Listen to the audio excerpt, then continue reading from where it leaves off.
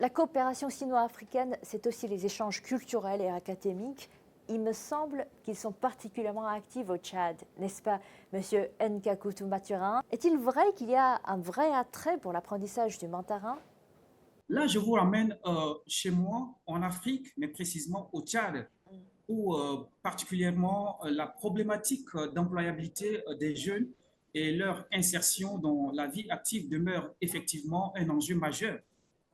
Et je vous dis que là-dessus, la coopération entre la Chine et les États africains réalise des avancées significatives. Il y aura l'ouverture, par exemple, d'une école professionnelle construite par le Parti communiste, donc le gouvernement chinois, dans un bref délai en amenant chez moi. Et cela pourrait être une initiative positive pour répondre efficacement aux défis d'insertion de centaines, voire des milliers de jeunes défavorisés sur le marché de l'emploi dans la vie active. Pour moi, la Chine est un pays qui a entrepris des courageuses améliorations pour, pour permettre à ce peuple de vivre aisément.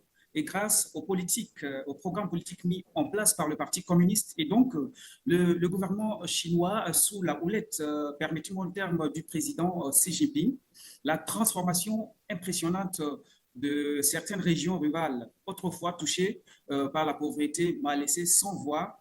Quelqu'un a parlé précédemment de la chaleur humaine et j'étais tombé sous le coup de la chaleur humaine quand j'ai foulé le sol chinois. J'ai été émerveillé par les progrès réalisés par les nouvelles infrastructures modernes et futuristes. Permettez encore une fois de plus le terme, par les opportunités également économiques offertes aux habitants locaux par l'efficacité de la politique en faveur de l'environnement. J'ai personnellement voyagé dans à peu près 10 provinces de Chine et donc l'arrière-pays, et j'ai constaté qu'en matière de justice sociale, la redistribution de la richesse nationale est un sujet pris très au sérieux par le gouvernement chinois. La justice sociale pour le peuple en Chine a fait un grand progrès économique au cours de ces dernières décennies, ce qui a permis à de nombreux Chinois de sortir de la pauvreté et d'améliorer leur qualité de vie. Malgré ce niveau de vie, la Chine également continue de multiplier les initiatives en faveur de son peuple et également en faveur de sa politique étrangère.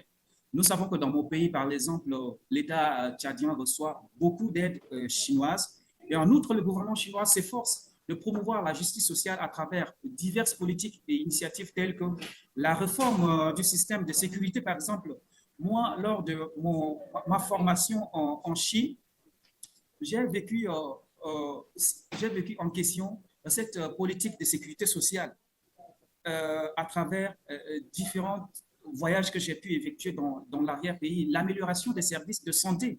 Aujourd'hui, un citoyen chinois peut prétendre, malgré son social, il peut quand même prétendre aux services de santé, de l'éducation, la lutte contre la corruption est un sujet de l'heure, notamment le combat vert dont j'ai déjà mentionné, sont entre autres des valeurs très bien inculquées en Chine.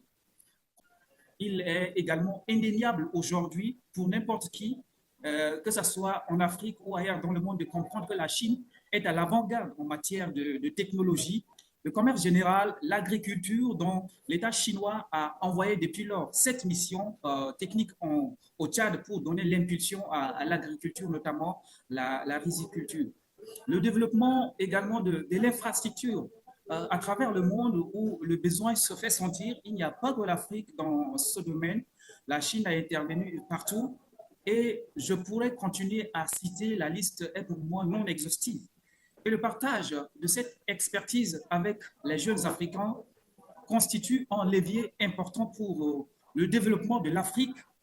Les opportunités offertes par cette coopération contribuent au jour le jour à l'excellence et à la croissance économique du continent africain.